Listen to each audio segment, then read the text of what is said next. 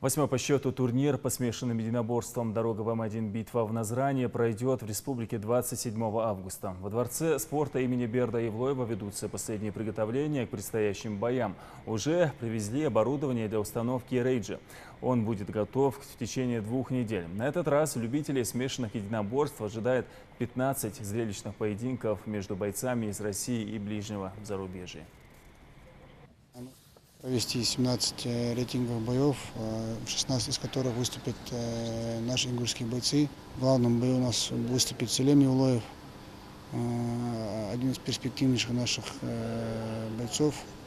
Ну, еще есть ребята достойные тоже. Муса Хамхоев выступает тоже, ведет серию из 2-3 побед без поражений. Недавно у нас был турнир «Битва в горах». На этом турнире проиграл Сагов Ибрагим.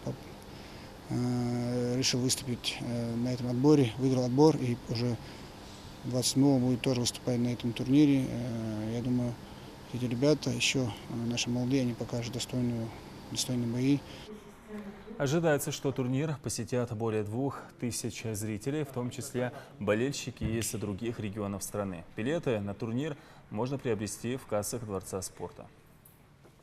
Продажа билетов началась уже неделю назад. Много желающих приобрести билеты. Приобрести можно только у нас во Дворце спорта.